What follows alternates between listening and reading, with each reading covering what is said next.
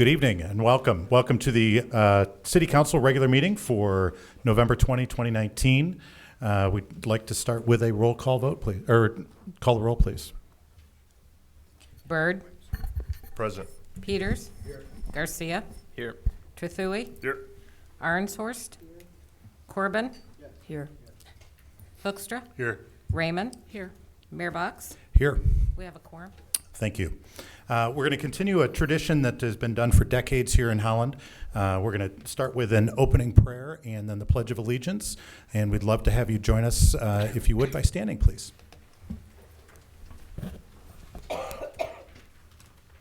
Please pray with me. Thank you, Lord, for the opportunity to serve. Thank you for every seat that has been filled here today. And thank you for each mind and each heart that fills the presence of this room. We thank you for that. Only you truly know what we're setting out to accomplish today.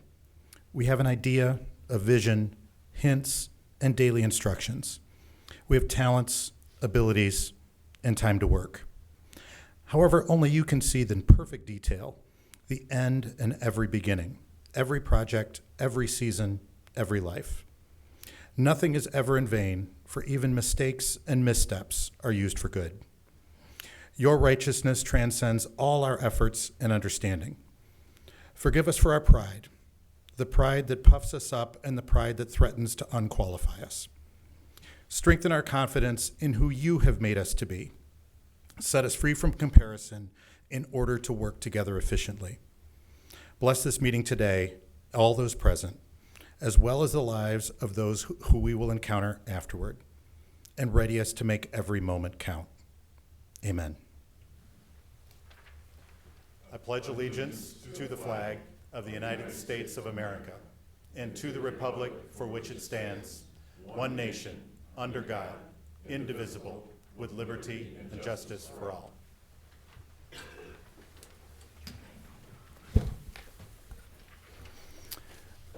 There are certain items on the agenda that are considered consent items that we're going to read through all at one time. Once those items will be voted on all in one vote. If there's an item that you would like, you've come here to speak about in particular that is on that consent agenda, you may ask us at the end of that reading to move that off of consent agenda, and obviously council has the ability to remove items from the consent agenda as well. So Kathy, could you read the consent agenda, please? Item 4B, to approve the minutes of the November 6th regular meeting and November 13th, 2019 study session. 4C, to accept and file executed oaths of office from various boards and commissions. 6F and 6G, to adopt the list of administrative officials to the Planning Commission and appoint Andy Kenyon to serve as the administrative official to the Planning Commission. 12A1 and 17A, to accept and place on first reading proposed ordinance amendments to Chapter 29-2, 29-3, 29-13, 29-49, and 29-50 sewer ordinance, with final reading on December 4, 2019. 12D1, to refer claims filed against the city to the city's insurance carrier and city attorney for consideration. 12D2, to adopt a resolution recognizing Holland Symphony Orchestra as a nonprofit organization operating in the city of Holland. 12E 4.1, to accept the September 2019 monthly financial reports as presented. 12E 6.2 and 17B, to accept and place on first reading proposed text amendments to sections 18-27, 18-31, 18-32, 18-33, and 18-42 of Chapter 18, Article 5 regarding parking in the C3 zoning district, with final adoption on December 4, 2019. 12E 6.5, to approve the Holland City Council meeting dates for 2020 as presented. Thank you. Are there any members of the audience that would like to remove any of those items from the consent agenda? Council, any items that you would like to have removed from the consent agenda? No. Yes, I'd like to remove 17B. 17B, and that That would also then include 6.2, I believe, as well. You know what? I don't think I have the updated agenda in front of me, so I'm not sure. Yeah, Yeah, it's it the appears right one. it Okay. appears in two different locations. Thank Yep, so we'll remove those two from the, we need a motion to that effect? So moved. Any, Yes, absolutely. Let's do it. all right, Go for it. yes, It's just a request to take it off. That's all you need, to take Okay. it off the consent agenda, then it's off. okay, Yep. great, thank you. Any other items that council members would like to remove from the consent agenda? All right, great. Now we need a motion. Moved by Peters, Support. support by Byrd. All those in favor say aye. Aye. Motion carries. Next item is special order of the day, the organizational meeting for,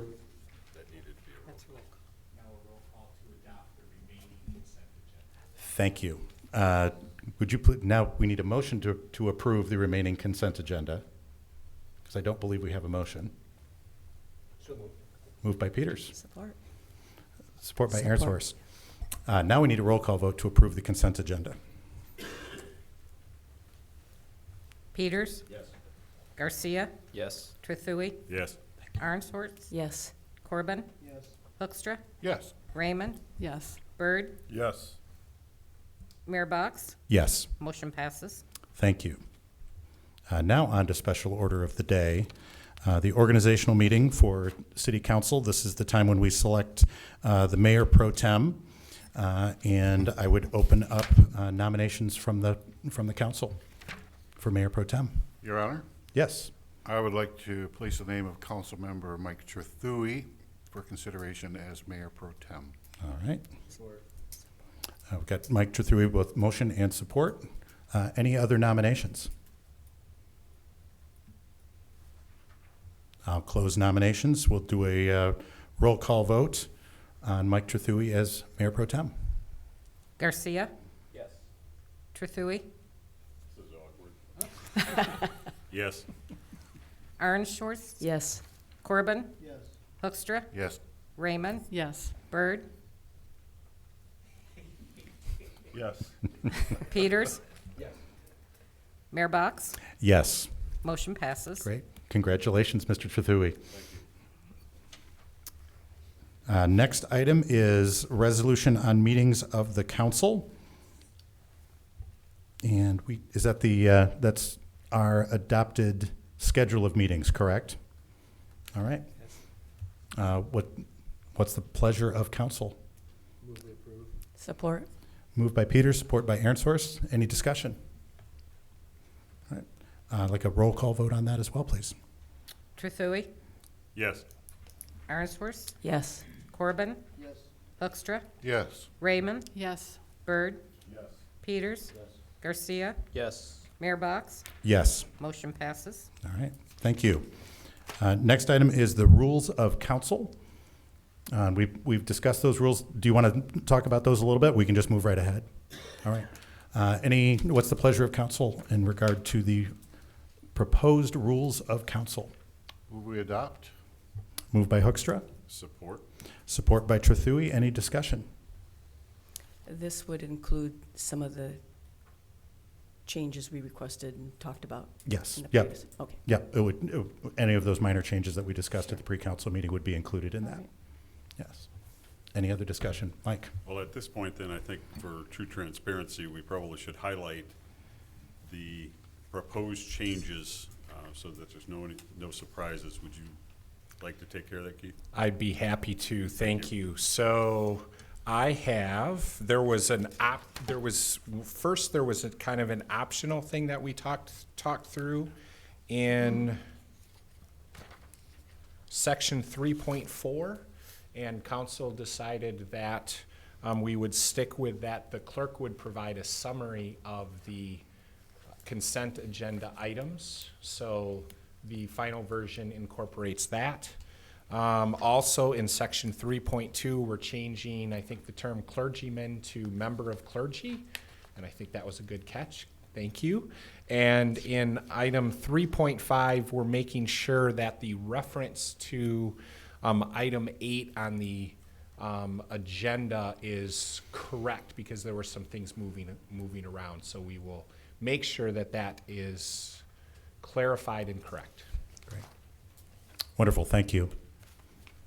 One more question. One more question. Go ahead, Mr. Keith, are Tuthui. we are we automatically adopting 1.1, or are we holding off on that? I didn't hear you say anything about the time change, and I think that's probably the biggest thing. Yeah, thank you. So the 1.1, this is a relatively big change, although I don't know if we asked people on the streets if they knew what time city council regular session started. But we are making a change. We're going to move from 7 o'clock start time to 6:30 start time. The only thing there is we will make sure that when that actually formally takes place, periodically we notify for public hearings and other items, and that has the time in there. So the exact date that we're gonna switch from 7 to 6:30, kind of stay tuned and look at your meeting agenda schedule, because if we had something that was already publicly noticed for a meeting that started at 7 o'clock, we would keep that 7 o'clock time. So what you're saying is we might start at 6:30 next week, we might not start at 6:30 next week. Way to be more concise than me, Mayor. All right, 2 thank weeks. you. Even In more 2 concise, weeks. 2 More concise would be 2 weeks. Next meeting. Thank you. All right, any other comments or discussion on the motion? Seeing none, ask for a roll call, please. Corbin? Yes. Hoekstra? Yes. Raymond? Yes. Byrd? Yes. Peters? Yes. Garcia? Yes. Trethewey? Yes. Arnsworst? Yes. Mayor Box? Yes. Motion passes. Thank you. Next item, 6D, resolution on investments and depositories. Do you want to do any comment on this at all? No? All right. What's the pleasure of council in this regard? Move we adopt? Moved by Hoekstra, Support. support by Trethewey. Any discussion? All right, seeing none, roll call vote on this as well. Hoekstra? Yes. Raymond? Yes. Byrd? Yes. Peters? Yes. Garcia? Yes. Trethewey? Yes. Arnsworst? Yes. Corbin? Yes. Mayor Box? Yes. Motion passes. Great, thank you. Moving on to 6E, continue the Organization and Planning Commission. Pleasure of council on this one. Move we adopt? Moved by Aaron Source. Support? Support, was support by Raymond. Any discussion? Yeah, Mr. Peters. Just a matter of a question. Have we always had 3 city, by charter, the mayor is on the planning commission? By charter, I think there's a senior administrative person that has to be on there. And then by charter, it says, well, we want to have one other council member on there, giving kind of 3 votes. I should know the answer to this. Have we always had it that way, or has it been a change in that somewhat recently? It's all in charter, I think, right? Yeah, I think it's been always that way. I can't think of when it hasn't, actually. Okay. Yeah. I guess just in the last couple of years of observing projects that come, sometimes the planning commission takes a lot of heat. Sometimes their decisions are pretty political, and I just wonder, I'm not worried about the elected officials, but sometimes I worry that the administrative person that we put in that role could find themselves in a pretty tight spot when you got the mayor and another elected official voting one way, and there sits an administrator who, well, enough said. So I don't know if we've ever considered that. I've observed that being an uncomfortable situation a couple times. So I bring it up just as. Top-heavy with council? No, not necessarily. Well, but the other point with that, and someone made this observation to me, is if you've got 3 city people with 3 votes right there. So all you only need are 2 other people on the commission, and you can pass things. And I just wonder if, I don't want to speak for the planning commission, but I just want to make the point that I have seen us be a I was uncomfortable a couple of votes we've had just with the players at the table and how it came down. I'm not suggesting we do anything, but I want to bring it up and maybe think about it a little bit. Just get it on the table, and I don't want to take any formal action, just something to consider. Dave? Yeah, by some odd twist of fate, I happened to be reading the city charter today. It says something about my life, I guess. But I ran across the planning commission and its structural mandates and so forth, and the charter does say the mayor will be appointed as a member, one council member, and one city department head. So those are the three that are mandated by charter to be there for whatever reason, but you make a very interesting point. I just thought I would share that with you all. Keith? I do not disagree with the observation. And I think everyone knows that, but the interesting thing, of course, is changing the charter is not a insignificant process. So there's probably something where if for any reason that would ever be something that you'd change that, then there's probably a whole bunch of discussion that you guys would have of what things that possibly you'd want to throw in there. And I know you know that, like, it is what it is right now. I am right? not suggesting that by any stretch, but I think the planning commission, I think where we are in the years I was on the planning commission,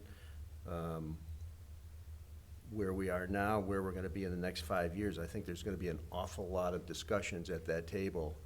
And there are gonna be some real deliberative processes that like I say, I'm not worried about the elected officials, but we can find ourselves with a person in a tough spot, so leave it there. Thank you. Any other comments? That's good to be aware. I mean, it is. All right, thank you. Any other discussion? Kathy, could you call the roll? Raymond, Yes. Byrd, Yes. Peters. Yes. Garcia, Yes. Trethewey, Yes. Arnshorst, Yes. Corbin. Hoekstra, Yes. Mayor Box. Yes. Motion passes. Great, thank you. We've now come to the portion of the meeting for public comment. If you're a member of the public who would like to address council, this would be the time to do that, unless there is a particular agenda item in the future that you would be speaking on. But if you would like to address council, we'd ask that you limit that to 5 minutes, and when you come up, please give us your name and address as well. So any members of the audience who'd like to address council? Come right on up.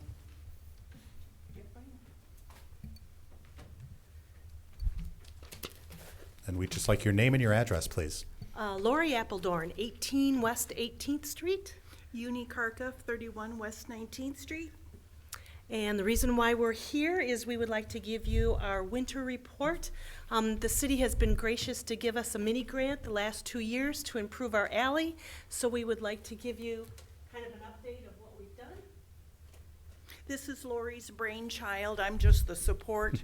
And it has been wonderful. We've had a lot of help from all of our neighbors who have become very close friends now. We've had cookouts and we've just done a lot of fun things together. So we really appreciate everything that the city has done for us and helped us to encourage our neighbors to take part in this endeavor that we got started.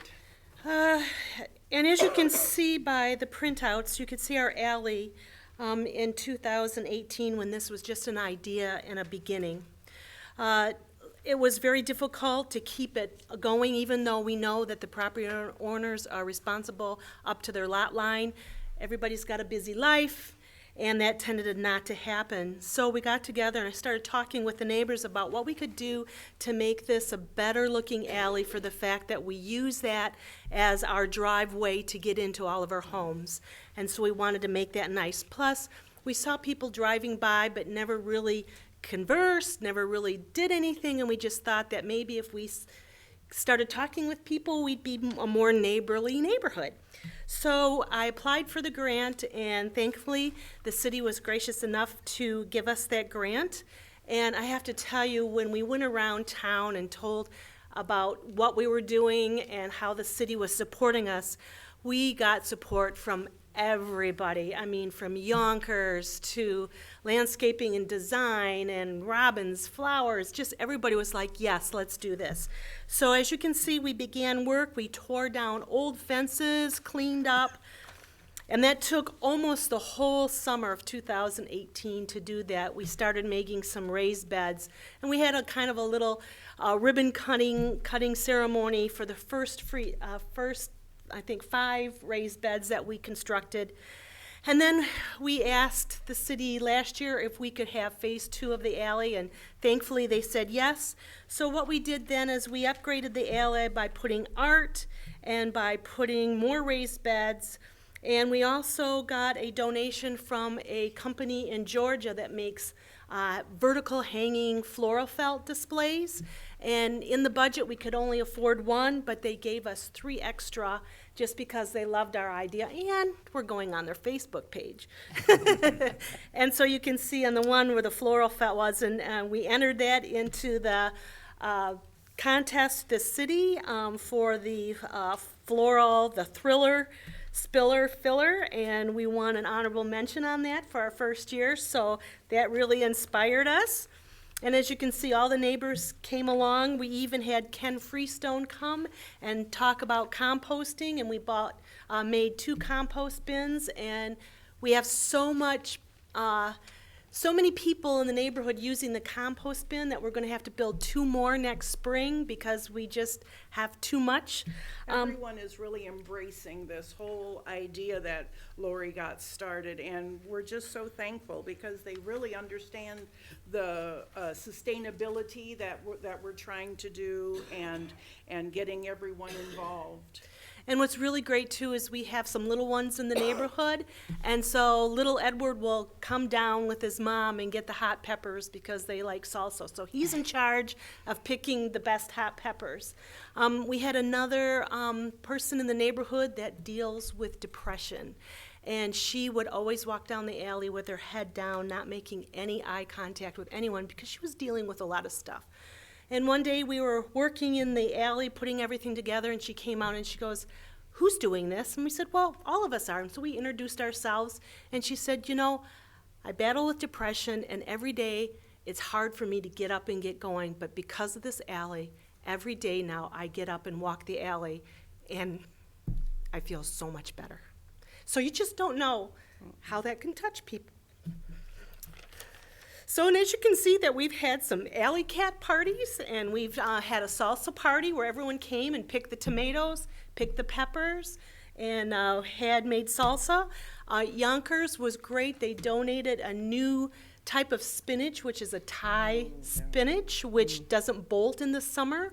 And so this second year, we built trellises, and we have the spinach there, and everybody comes and makes spinach. And Uni is now starting a cookbook, and we also have a Facebook page where we're doing a blog showing what we're doing. We put the plans out for the raised beds and the vertical gardens, so if other people want to do this, they can do it. It's been really great. I mean, we have so much traffic in our alley now because the word has gotten out and people want to see our alley. And so there's been neighbors in the alley on 21st Street and the alley over on, I think it's 17th Street. They want us to help them do the same to their alley. So I think the city might want to be interested in doing something to develop the alleys. Like I said, people walk their dogs all the time through the alleys. They walk their kids, and it's been really great. And it's funny because people will come through and I'll say, "You want some tomatoes?" And they're like, "What?" And I'm like, "Yeah, anybody that uses this alley, the produce and the flowers are theirs to use." And they're like, "What?" And I'm like, "Yeah." And so we've gotten a lot of traffic through that, so it's been great. And we've been talking with the neighborhoods and people on West Core, People 360, and even DeGraff Nature Center says, you know, Holland really needs a community garden. You guys have really shown what a little neighborhood can do, but we really need to have an urban city community garden. So I think that's something that we should all come together and think about. We would love to see the 16th Street across from Dollar General, where the old Kentucky Fried Chicken is. We'd love to see that as our community garden, but I do understand that there's been a bid for that property, but that's been vacant for a long time, and we would love to have that. But we really think that, that's something that the city should consider Mr. Mayor, helping that is 5 us. minutes. Right. Thank you so much. And we do have something for you too, because we did herb oils from the garden, and so, Infused oils, yeah. yeah, Oh, so we wonderful. would like to give you that as a thank you. Well, and thank you for letting us know what's been going on there. I love to see it, citizens out improving the community, and you have definitely been an inspiration to the other alleys that have grown. And I was part of the Holland and Bloom project and saw the award that came from that. You are truly an inspiration to the community. Thank you so much for all that you're doing. Now, anyone else that would like to come up and speak? Oh, if you want to. We have these, just to hand these out, these are. Oh, wonderful. My goodness. Oh, my goodness. Oh, wonderful. It's not always like that. Thank you. So I'm new here. Do we get gifts at every meeting? I like council. I know. Thank you so much. You guys are amazing. Wow. Good Thank- evening. Good evening. My name is Elisa Hookwater, and I'm a resident of Park Township, but I work in the city. I don't know if you need my address, but Please. it's 290 Aaron Isle Drive. All right, in thank Park you. Township. And I am here tonight to share with you something that I learned at a meeting yesterday, and I wanted to just give you some context. I'm also the director of Max Transit. And yesterday I attended a meeting in Hudsonville for the West Michigan Express. And I wanted to share some of the highlights of that meeting. I'll make it very fast because I saw that tomorrow between 3 and 5, the Planning Commission will be talking about the UDO. And I know that your job as a council, you have so many different factors to weigh. Some of them housing, some of them transportation, and how all of the elements fit together. And on the heels of the presentation that you just heard of community, I did want to let you know that the West Michigan Express is moving forward. And I learned yesterday that the Rapid is in the process of looking at all the detailed station areas.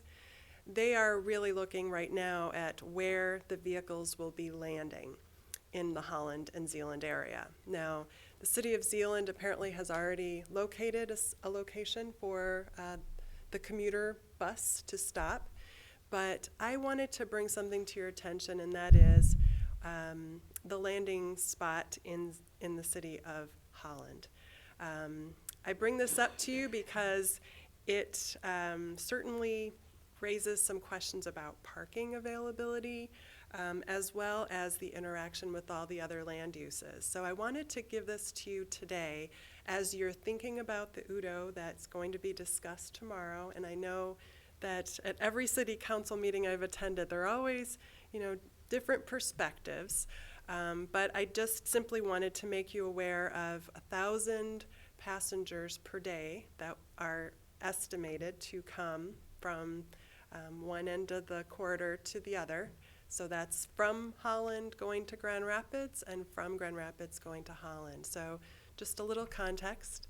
And as you know, Max Transit is at the Padnos station location. So we are certainly looking at how to deliver those passengers and make sure that we're making the last mile, that final connection. So information I'd be happy to report back at a future date, but I think that in light of some of the topics that came up at the meeting that I attended yesterday, parking was definitely an issue, and I think that that's something that we'll want to continue as you look at the UDO and other factors as well. Wonderful. Thank you, Elisa. Thanks. Any other members of the audience like to address council? Seeing none, I'll close the public comment period. Next item on the agenda, I believe, is 6.1, gifts. Could you read the gifts list for us, please, Kathy? The city manager's office is pleased to report the following gifts. Public Safety Services Department, Police Operations, K-9 Program, various donors, $284. Downtown Group, Windmill Island Gardens. Proceeds from Art on the Island event held in September 2019. Net profit, $646.19. Income, artist registration fee, $740. Art Gala drink tickets, $568. Tips from drink service, $38. Beer and wine donation, market value, $659. Art purchase proceeds, $1,245. Silent auction proceeds, $366, for a total of $3,616. In-kind donations, New Holland Brewing donated beer, St. Julian Winery donated wine. Catering hors d'oeuvres from Alpen Rose, Above and Beyond, Venue Works, and Gilmore Catering. Yonkers Gardens, Bird Bath for silent auction. Nellis Dutch Village, Delft Gift Basket for silent auction. Expenses, art competition prizes, $1,000. Purchased art payout, 70% of proceeds, $791. Musician ensemble, $150. Art judge fee, $150. Liquor license, $50. Check swap for beer and wine donations, $636.38. State alcohol taxes, $34.08. Marketing, $95.93. Miscellaneous, ice, thank you cards, etc., $62.42, for a total amount of $2,969.81. It is recommended that these donations be accepted with appreciation, credited to the appropriate account, and an expression of gratitude be forwarded to said donors. And I'll entertain a motion to that effect. Motion to accept with appreciation. Moved by Trethewey, Support. support by Byrd. Any discussion? Roll call vote on that, I believe? No, just voice vote. All those in favor say aye. Aye. All opposed, same sign. Motion carries. Item 6.3, resolution consenting to the continued resettlement of refugees. Mr. Van Beek? Oh, 6.1. Oh, 6.2. I'm sorry. I forgot to pull that off of my own. Downtown Group proposed text amendments to Chapter 18, Article 5 regarding stopping, standing, and parking. Mr. Van Beek? Yes, so this is a recommendation from the Downtown Parking Board and the DDA Board regarding a variety of text amendments regarding parking in the C3 zoning district.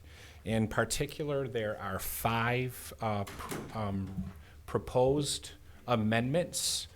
They're outlined both in your documentation but also on the screen regarding the text amendments in each of those various categories. I can go through those. If you would like, we had the discussion in pre-council about various perspectives on those, and I think you're about to have a conversation as to how to proceed with potentially moving some or all of these forward or for further consideration. What's the pleasure of council in this regard? Will we adopt? Moved by Hoekstra, support? Support. Support by Peters. I'll give you that one, Jay. Your Honor? Yes, discussion. What? Never mind. Go ahead, Just Dave. for clarification, this is a motion to place this on first reading, correct? Yes. Yeah. I know that's indicated in the report, but it's not necessarily indicated on the agenda. So just to make that clear. Thank you. And I believe the recommendation is then that it comes back to us on December 5th for the regular meeting. Or 4th, I'm sorry, December 4th for the regular meeting. All right. Any other discussion? Yeah, I just wanted to, we talked about this earlier, but just that the reason that I wanted to pull it off was because of the discussion we had in particular around 18.33, and that we don't have a study session between now and the 4th, so hopefully we can have a longer discussion at that point. Okay, thank you. Any other comments? Great. Kathy, could you call the roll, please? Byrd, Yes. Peters, Yes. Garcia, Yes. Trifui, Yes. Arnshorst, Yes. Corbin, Hoekstra, Yes. Raymond, Yes. Mayor Box. Yes. Motion passes. Thank you. Next item, the resolution consenting to the continued resettlement of refugees. Mr. Ye- Van Beek. Yes, Mayor, Council, this is a first one in my career.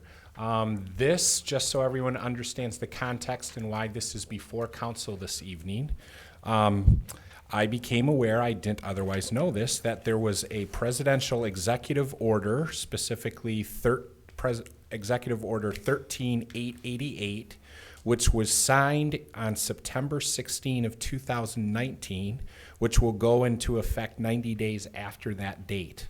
What that executive order called for is that for any refugee resettlement program, specifically it could be a family, it could be an individual, that in order for that to proceed, that the governor of a state and also and I think the language was the mayor of a municipality, and of course, there's some municipalities that don't have a mayor, but in some way that there needed to be a letter sent to the Department of the Interior at the federal government that consented both from the governor and the mayor, in our case, that we would accept refugees.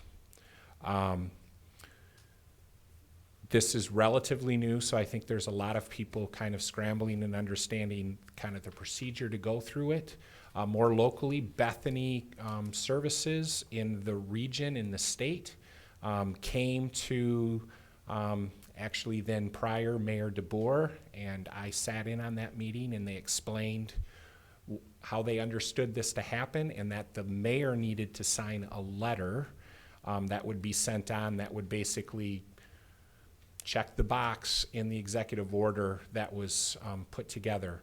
I recommended, and I think it makes sense, the mayor certainly signs a lot of things, but really to sign something more officially on behalf of the city, the mayor only speaks on behalf of the council if the council takes action.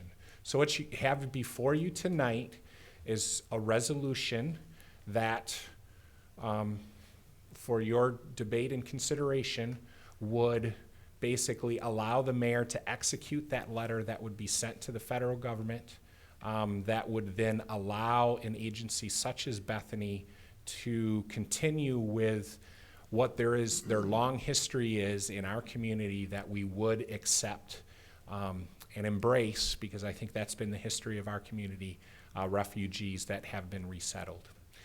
The only other piece of information that I'd like to share, and then I can do my best to answer any questions, is in that initial meeting when Bethany came, I thought it was important to have our local public school system involved, because quite frankly, when a refugee family is resettled, the entity that probably in many ways is most affected by that is the school system. So I wanted them to be there and involved and aware right from the get-go.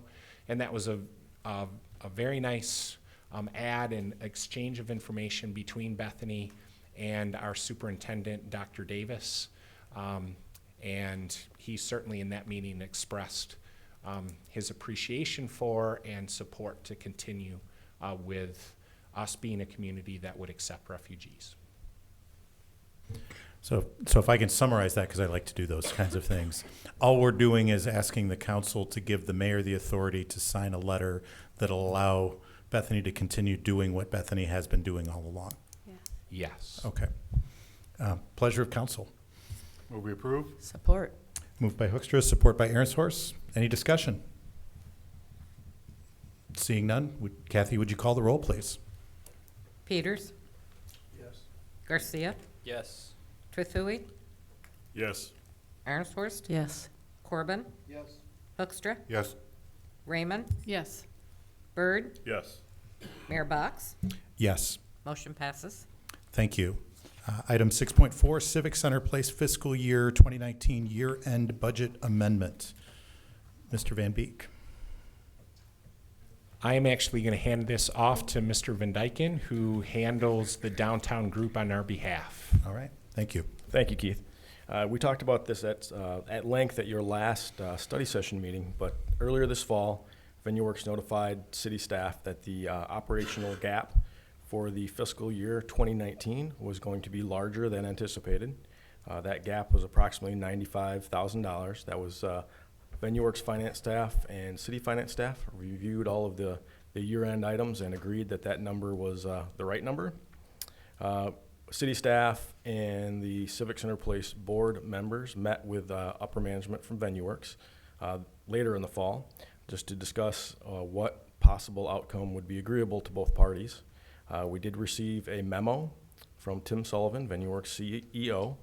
VenueWorks identified approximately $48,871 in one-time capital purchases that they are asking the city to cover. Those items would be covered out of the Municipal Capital Improvement Fund and our capital-related items, as you can see here on the screen, pipe and drape, signs, a dance floor, etc. VenueWorks would then fund the remaining $46,127 in deficit, in addition to what they've already written off, which is well over $100,000 for the 2019 fiscal year. I will say that that item was then taken to the Holland Civic Center Place board, some members of who are in the audience today. They did review that at length and unanimously voted to proceed. Just from a perspective of kind of what's going on at the Civic Center, how are we going to move this forward? Any future capital items will be brought to you as part of the normal budget process. They will be obviously approved and then executed, but those will come to your approval prior to any purchases. And then I wanted to show you, Chris was able to provide us, I think, with some pretty telling 2018 and 2019 tables of what's really going on there. So you can see kind of the bottom two rows, and Chris can, I'm sure he'd be happy to answer questions if there are any questions from council. But the bottom line are the totals. If you look to the far right, in 2018 there were 130 events total. 2019 there were 125 events total. And then the events breakdown for this fiscal year actually moves that all the way up to 284. This number is actually low for the year. Holland Rec events have not finalized all of their events yet. That'll be occurring in the Civic Center. So that number, along with additional bookings, will likely rise. One other number to pay very close attention to are the first two columns, the kind of north and south, the F&B rental, F&B with rental, and the rentals. The numbers ending 2018 were 12 and 6 respectively, then 31 and 25 respectively, and then 88 and 36 respectively in the next fiscal year. So that's the cost breakdown. Again, this was reviewed at length by the Holland Civic Center Place Board. They did vote unanimously to recommend to you that you fund the $48,871 from the Municipal Capital Improvement Fund. The report mentions that that would also authorize the Finance Department to make the necessary budget amendments. And I would be happy to answer any questions you may have. Great. Thank you, Matt. What's the pleasure of council? I have some questions. We discussed Yeah, this. oh, no, that's all right. We just need a motion Motion. first. Yeah, that's Yes. Moved by Peters, Second. support by Hoekstra. Now, And questions? And we discussed this last week, and as a new person coming into this discussion, I learned a lot. I still have, I was glad to see this letter, and I still have questions, if you don't mind if I ask you some questions from the letter. I agree we have to decide, I mean, we have to pay it, and it's good to each pay half of it. But at the beginning, it says, the rents were down, and they were surprised. The rents were down, utility expenses were up. And so if rents were down, so no one was there, but why would the utilities be up? So that's a great question. The rents weren't what they expected for the first year, so they weren't necessarily down. I guess I would look at that a little bit differently. But the Civic Center, as you know, or maybe actually as a new council member you may not know, is actually heated via district heat. District heat actually takes the waste snowmelt water out of the power plant. It goes through some pretty extensive HVAC equipment inside the Civic Center, and that heat then is used to heat the Civic Center itself. So the Civic Center was meant to be a proof of concept for the district heat concept. We had estimates from the engineers as to what they thought the utilities would cost. Those utilities did cost more, actually quite a bit more than what the original estimates from the engineers were. However, what I will also say is in the meantime, there's a building automation system which sets temperatures in rooms and does all kinds of different stuff to bring those costs down. We actually had Barry Rutherford, who's the Holland Board of Public Works energy conservation guru. He was able to come out to the Civic Center. He worked with our staff, with VenueWorks staff, to try to tweak those systems as much as they can. And actually, the Civic Center and the district heat project are large parts of the community energy plan. So I'm one of the heads of the groups that will report on that. And the viability of that district heat is actually a piece of that plan. So I guess in a nutshell, we had a whole new building. We didn't really know what it was going to cost to heat it. It cost way more in the first year to heat it than what we thought, but we think that number is going to come back down. Okay, I hope. And then you mentioned personnel, or he mentions personnel, and you did too, that, or I think Chris last week said they had to go to Grand Rapids to get people to work, and they were more per hour. Was there no local? I had asked, I want to ask about no local. What happened to the local? So we can ask Chris this question directly. I've had a number of conversations with him.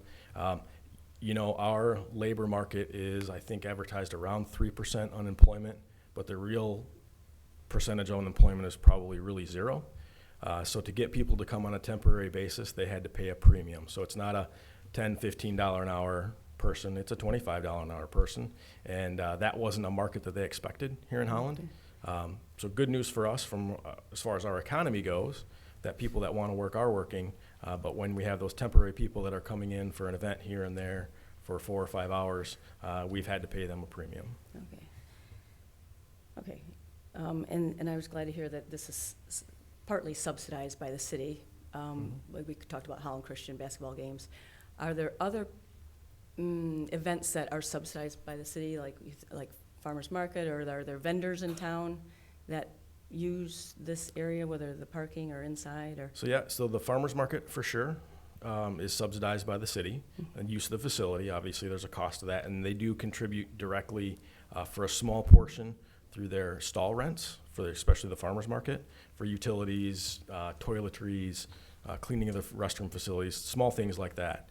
But yes, we do have other events that happen in there. Actually, one that's coming up that we'll just pay the rate of food and beverage is the employee holiday Christmas party. And we've had that in the Civic Center for a number of years, and that's one that we won't pay rent. It's our facility, but we will pay for the catering of that. And there's a number of those throughout the year. You know, Holland Rec doesn't pay for their events that are held at the Civic Center. The Diversity Forum, I think, that we held the last week on the 15th, didn't pay the full going rate so that it could be in the Civic Center and it could be in Holland. Okay. Is it supposed to make money or break even, or what is the plan for the Civic Center? I mean, you know, because I also want to say, if this is the way it's going to go, or if their learning curve isn't stabilized, do we have some way of getting out of our contract? I mean, we have So there's two parts to that question that I'll answer. I will first say that the city has always subsidized the Civic Center, to my knowledge. Now, I don't have knowledge going back to 1954 because I wasn't born until 1973, which is still getting older. Bragging. Yes. But to my knowledge, we have always subsidized the Civic Center in some amount. I will say that when the Civic Center Place Board met with VenueWorks and reviewed things with them, there was never the expectation that this place would ever make money. It would always have to have some kind of a subsidy to bring those events in.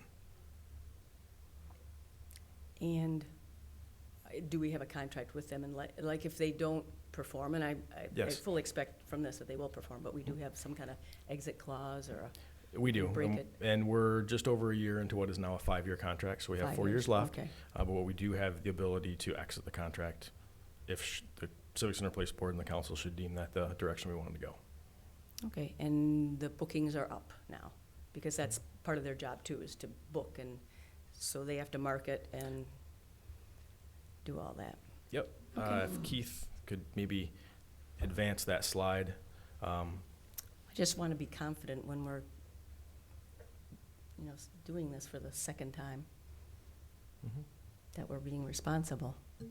Yeah, so I think the conversation that we had, and I think it's good to make this aware for everybody, and the slide that's up there now shows that there has been a significant uptick each year now. Of course, 19 was a very partial year, or 18 was a very yeah. 18. And then we've kind of, so now we're getting, I think as Chris would say, he's getting his legs underneath, and we're getting those repeat bookings, and we've definitely seen not only an increase for where we are now, but also looking forward. And I think that's one thing that Venue Works and the Civic Center Place Board is keeping a closer eye even, is taking a look forward, and are we booking things moving forward as much as kind of how was last week.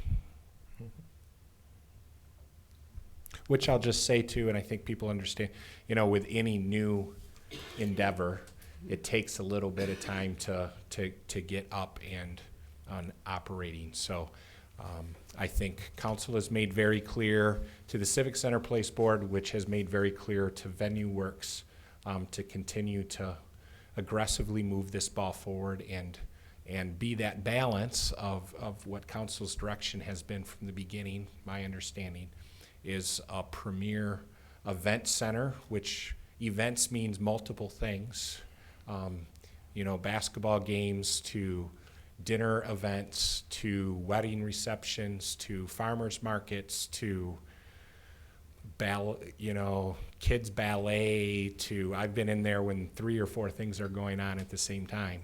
But then also to make sure that it's a community event where it won't be something that's making money, but it's a place where council is made a choice to support that, and the community can come together and enjoy that space. Do we have some kind of half and half subsidized, half, or just as it goes along? So I think that's a matter of continued discussion for the Civic Center Place Board, and I think the model that we have in place is the Civic Center Place Board eventually manages that and makes recommendations or suggestions or has that discussion with council. And ultimately council, maybe when we get past the ramp up period, you will certainly have the ability and the direction to say maybe, hey, what's the right mix of that and what does that look like? I'm not aware, and certainly council members can correct me if I'm wrong, we haven't gotten to the point where we say, boy, it needs to be this dollar amount or this percentage. When you do those types of things ahead of something opening, you usually don't get it right, and I think we're experiencing some of that right now in some of these. But I think it's absolutely something that, from a staff perspective, we need to continue to manage and eventually look for your direction as to what's the right mix. Thank you. Yeah, go ahead, Dave. Some of this will be a reiteration of some of the stuff that's been said already, but just to give hopefully a bit of context, the Civic Center has always been the people's place. Over the years, it's served as the venue for all kinds of community activities. And when we entered, and it's always been subsidized, as has been said, to different degrees. We've had rental income, but it never reached the point of intentionality and structure that we're experiencing now with it, with a group who's managing it and hopefully a vision of trying to use it more beyond community purposes. When the renovation took place, we all had high hopes that this was going to open up the window to new opportunities, to allow for more activities, different groups coming in, hopefully to, you know, spur the local economy and just make better use of the building, all with the caveat that this was still the people's building, and there would be opportunity to support local activities that wouldn't be revenue generating. So I hope we remember that the assumption has always been that there's going to be some form of subsidy. The exact number of which we don't know yet, because we haven't reached that balance of what the marketability of it is, what that potential is. We're still learning that, and what the needs of the community are. So, you know, I hope we don't think that, I guess it would be really cool if it could be self-sustaining, you know, and the taxpayers would get a bonus out of that, but my expectation at least is that that's not going to be the case. There will always be an element of community support, and there will be an element of, you know, the marketability of it. So I think it's important for us to remember that. There's just a lot of stuff we don't know about this. This is a whole new deal. And it's been a surprise to VenueWorks, I'm sure, to some degree. It's been a surprise to us. We didn't know we were gonna have to buy a bunch of stuff, you know, like plates and all that jazz, until things evolved and we realized that was gonna be part of the plan. So it's not comfortable to be in a position where we're realizing these things, that we have to shell out more money than we anticipated. But in fact, that's the reality of the emerging reality of what the Civic Center is going to become. My hope is, and my expectation is, that in the next year or so, everybody's going to get a better handle on how this thing's going to run, what its potential is, what its potential is not, and we can plan for things around those learnings. So, you know, it's one of those things where I think we just got to hang in there for a bit. It's not fun to shell out more money, but that's what we have to do to make this thing work. And as I say, my expectation is that things are going to get a lot better fairly soon. So just to put that bit of context out there. I yield the floor, Your Honor. Thank you. Any other comments? Yeah, Jay. I don't want to have anybody think that we don't have partners in here that we've lost any confidence in. You know, we built a civic center. We've done a lot of good things with it. We're trying to figure out recreation. We're trying to figure out events. We're trying to figure out things. And I'd hate to give you the impression that if something goes wrong or you need a capital investment to where we fully realize the vision of making it do all that it can do, like a sound system, like a kitchen that now we're using it, but we really didn't design it exactly for that. I've been in there a couple meetings early in the morning, and I know there was a big event at night, and I've seen what has to happen when we take the stuff off the floor to get ready for something else and then put it all right back again. I fully expect that we're not done experiencing and learning the idiosyncrasies of this building the way it is, and how we probably are gonna have to morph it in the next 2 or 3 or 4 or 5 years as we learn more. So I'm listening to this. If I were you, I would be saying, God, there's no way in the world we could ever go back to council with any bad news financially. I'd almost feel better if we had, you know, in 2 years, if we really figured it out and you knew there was a capital investment and it had a payoff over a period of time, and it would greatly improve the functionality and the capability of all the things that we hope it'll do. So I guess I just wanted you to hear that nobody likes shelling out more money, for sure. But I'm thinking that, you know, based on all the meetings we had when we were designing it, not even knowing what we know now, we're trying to figure out what to put in this building. We're probably, in hindsight, it could have been a lot worse, all things considered. So, you know, I just didn't want to have this be a discouraging conversation. I think it's a reality of where we are. We're learning together, and when big ideas come or other things, I, for one, would rather have that discussion about what we need and figure out a way to pay for it and have a payoff time and get what you need to make it work. Because if you're go jumping through hoops to make these numbers work because of the design and the way your hands are tied with some things, you're gonna quit. VenueWorks gonna get tired. We gotta make sure the building functions. So I would just encourage us all to be willing to do what we need to do to make sure that building, the taxpayers get the best of that building they can get, because they paid for it and are using it. It's working, but I do think it can work better, and we're working on that. So I just want to thank you for what you're doing. Thank you, Jay. Anyone else? Mr. Thui. Afraid I have to follow that up with not so positive. I'm going to preface my comments here in that the present management that is in the room, and I've said this to Chris before, this is nothing personal. If anybody is going to pull this out, it's him and his management. He has given us light at the end of the tunnel.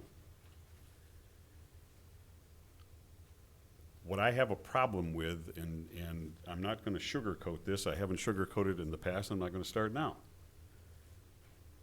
Yes, we knew that there was going to be some subsidies. To what extent, we didn't know. There was going to be subsidies because this, as was said earlier, is to be used by the public. It has to be the partnership. But what I am sick and tired of hearing is that VenueWorks didn't know this, or VenueWorks didn't know that. We hired them as a professional team. That's what the RFP went out there for. And for them not to see this stuff, that's irresponsible. And then come back to us and say, well, we didn't know. I can't accept that.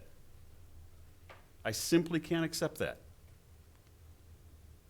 We're up to just about $1 million now, folks. Just about $1 million. And people are going to come back and say, well, if you had not chopped off the money at the beginning, we could have had this, we could have had. Well, listen, folks. VenueWorks knew what the building was when they went into it, when they gave the proposal. We did not have a sound system. We didn't have a lighting, but they didn't say at that point that they couldn't make it happen. Now, after they're in there, they're coming back and say, well, because of this and because of that, it can't work. Or that's why we're having, I'm sorry, it could potentially work, but that's why we're having the shortfalls. As far as the energy concerns, okay, that was a spitball. That wasn't their fault. I'm not blaming them for that. But some of the other things, and then to go and spend some capital money without getting it approved was the icing on the cake for me. And the only reason I would even consider passing this additional $50,000 just to round things out is because it is for capital items. And whether VenueWorks is around or not, they're going to stay with the building. That's the only reason I would even consider this. And I said it pretty loud and clear at the study session that this had better be the last time that a request comes before this body. Because I will vote it down anytime in the future. I know Nathan's heard it in the past. Chris has heard it. He's sick of hearing it. I was one of the biggest proponents of keeping this building around. I have a lot of history there. I was born after 54, so I don't remember exactly, but just by a couple of years. Spent a lot of great times in that building. A lot of people wanted to tear it down. There's a lot of history there. I'm glad we kept it. It has potential. I just don't like the excuses. That's unprofessional. So Chris, I hope you bring this back, which I know you have in the past, but bring it back to the powers that be. And we better turn this ship around, and we better turn it around very quickly. And as I said early on, if anybody can do it, I know you can. You're starting to show the numbers already. But I don't want to have this discussion again. Quincy. Yeah, there was a question that was asked last week by Scott Corbin about, the question was, what happens if we do not pay? I would like for that to be addressed to everyone as well. One of the things that, as I thought about this, to me, this is the third time that this has been brought to us.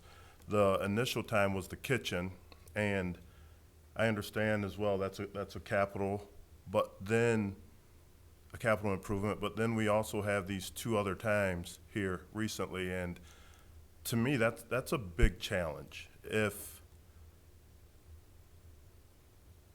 anywhere else in life the standard isn't met after 3 times, that's out. That's basic baseball analogies. 3 strikes and you're out.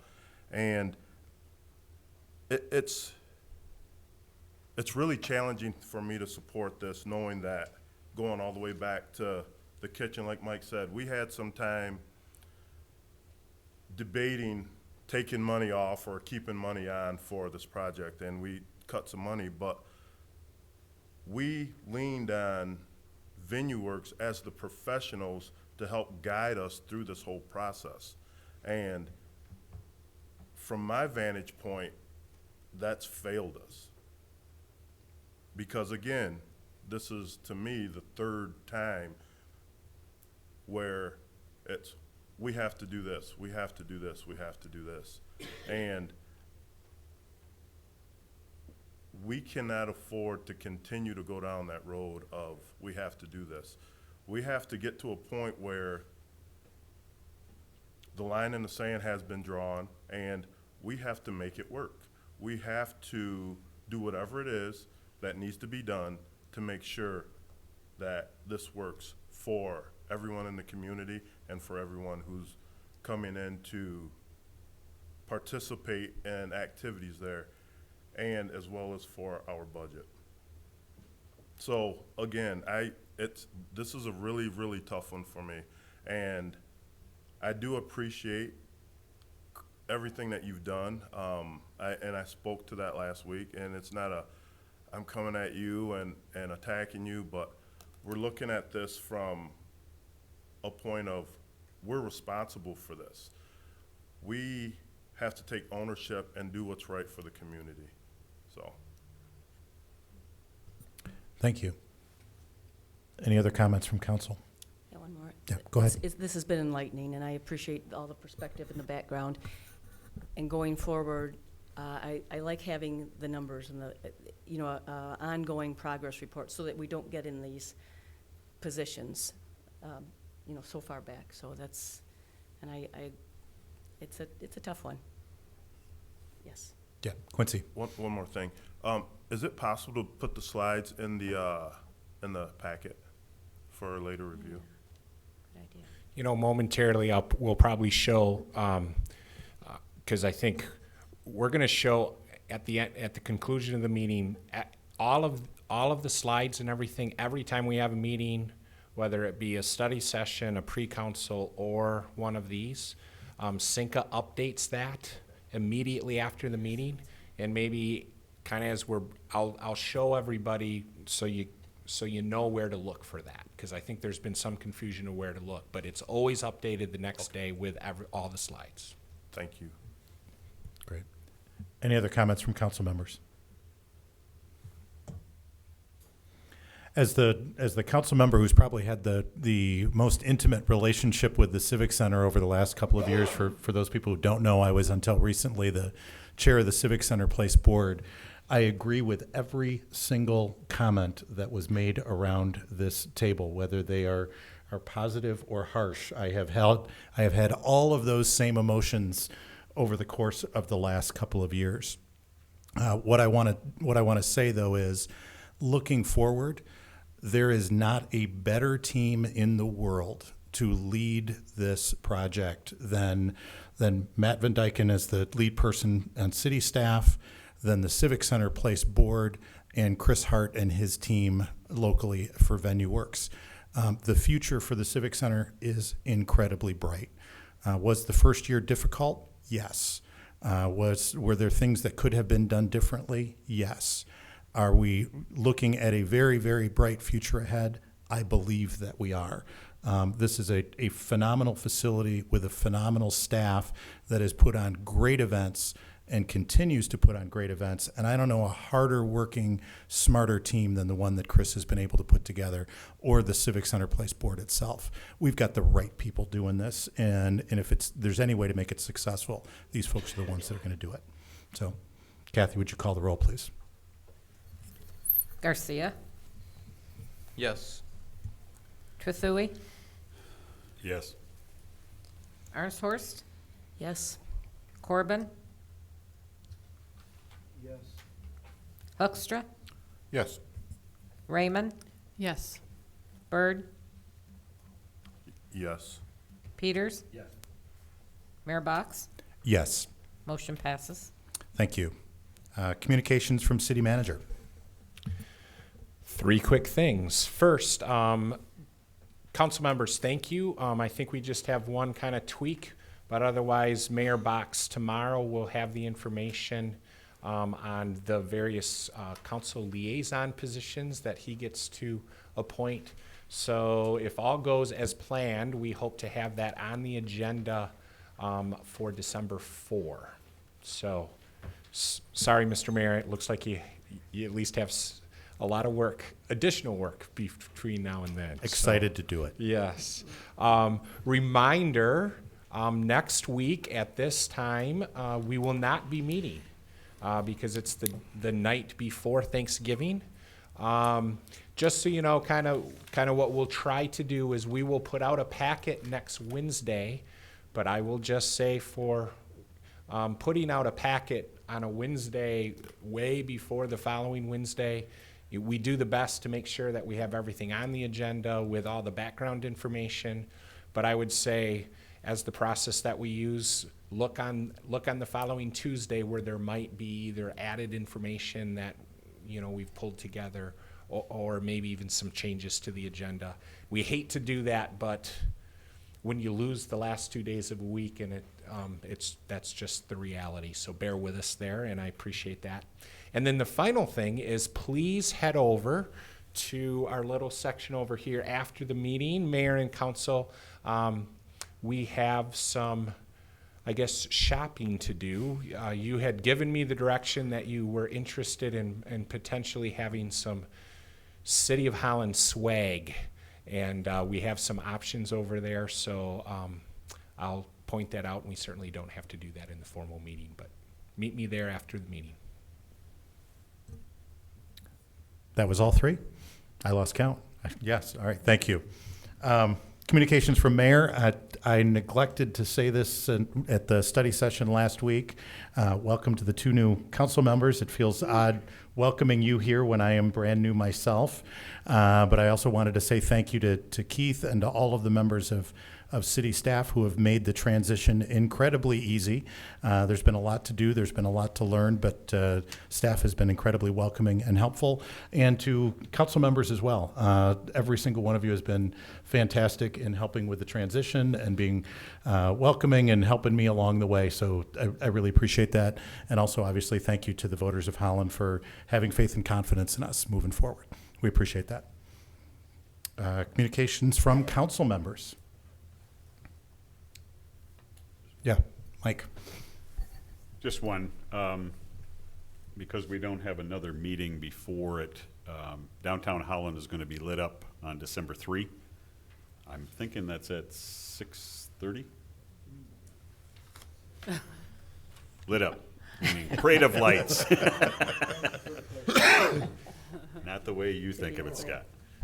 Parade, I believe it's at 6:30. Please go to the website and check that out. Yeah, being a non-drinker, lit up is a whole new meaning there. Anyway, we hope to see everybody downtown there. It's always a great time. It gets bigger every year. All the innovative way people light their trucks up. And that'll be the first time our new council members will be in the parade with their lights on. So hope to see everybody down there. Mr. Mayor, you are correct. 6:30 on December 3, the downtown parade of lights. Ending up at the Civic Center. And Civic Center Place. Yes. And I will also plug December 12, 4 to 6, right here in council chambers, a holiday open house open to residents for the council holiday open house. Great, thank you. Yes, Lynn? Yeah, I just wanted to say that I appreciated the letter that you wrote about refugees and that you signed it. I think it's always wonderful to be able to put on paper how welcoming Holland is. And I appreciated that. And also that there are so many events going on in Holland, we can never go to all of them. And tonight, there is actually an event put on by Lighthouse Immigrant Advocates sharing strength and stories of immigrants. And so I just wanted to mention that it's just another way that Holland really welcomes and embraces immigrants. Right. Thank you. Any other communications from council? Your Honor. Yes, Mr. Hoekstra. Just quickly, I think the mayor at one point sort of delineated council structure as, I don't know if you call it a season, but there were 3 old guys, 3 middlers, if you will, and 3 new people. I've heard that somewhere before. Yeah. It's never been quite that easily identified, but I think that's okay. Anyway, I want to extend a welcome to the new folks and make you aware of the fact that in the past, there's been a period of time where the phrase, well, for the new people, and then somebody goes into some elongated explanation of something or other. So you should expect that at least for a while. That's fine. Yeah. And when you don't hear that anymore, then, your old hat. So, I know I will welcome that for a Okay. while. Yes, anyway, glad you all are here. We're going to have some fun. thank you. Any other communications from council? Motions and resolutions by council members. All right. I do have one question. I think this is probably one for Ron. Because we pulled the first reading off earlier in the agenda, do we need to vote on that again at this portion of the agenda? Yeah, I knew that question was coming. I hit the button on the mic. Yes, the answer is yes. Okay. The action earlier places it on for first reading, and now the action for 17B would be to do the first reading. All right. So we have item 17B under first reading of ordinances, proposed ordinance amendments to Chapter 18, Article 5, Sections 1827, 1831, 1832, 1833, and 1842, parking in the C3 zoning district. What is the pleasure of council? Motion to adopt recommendation of first reading. Moved by Trethewey, Support? support by Hoekstra. Any discussion? Seeing none, would you call the roll, please? Trethewey, Yes. Arnshorst, Yes. Corbin. Yes. Hoekstra, Yes. Raymond, Yes. Byrd, Yes. Peters. Yes. Garcia, Yes. Mayor Box. Yes. Motion passes. And it appears there's just one more item on the agenda. Motion to adjourn. Moved by Trethewey, support by Peters. All those in favor say aye. Aye. Motion passes. Thank you very much, everyone. Thank you. Good job.